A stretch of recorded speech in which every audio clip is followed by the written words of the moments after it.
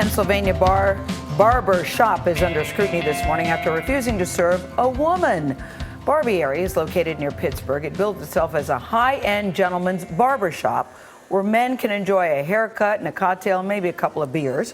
But when a female customer asked for a short style known as a fade, she was told the staff didn't cut women's hair. So she filed a gender discrimination complaint with the state after an investigation. Barbiere's owner got slapped with a $750 fine. I didn't really consider it a discrimination thing so much as, you know, it's a barbershop, you know? Like, I'm not opposed to doing women's hair, just not in this shop. And I want to open up a shop to cater them. And then no men will be allowed there, and they'll have, you know, all the champagne and whatever mimosas they want. CBS News legal expert Rikki Klieman is with us.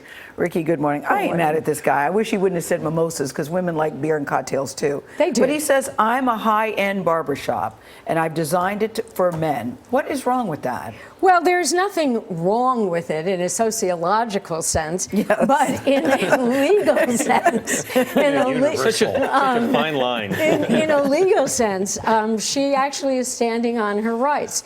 She says that it's gender discrimination. You're discriminating against me because I am a female.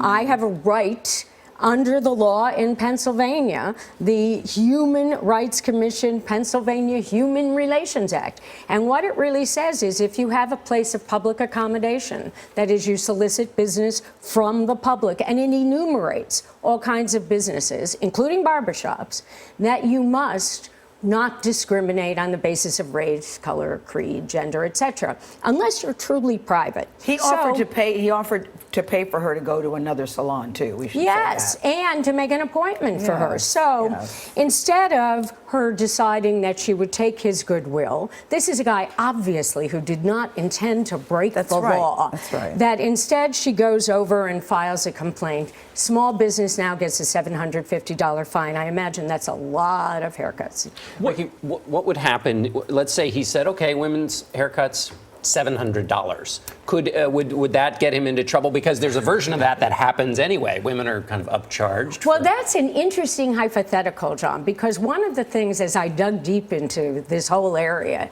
is that there is gender pricing discrimination all over the place.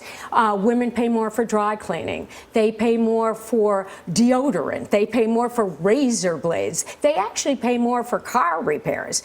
Well, that's wrong. But we're talking about a haircut in a barber shop for men. Well, what you wind up with is if I go to salon number 1 and my hair is my length, I am going to get charged a lot more if suddenly my hair is longer and I go to salon number 2. So could he charge $700 for a woman's haircut? I think it might not be wise. Rikki Klieman, thank you very much.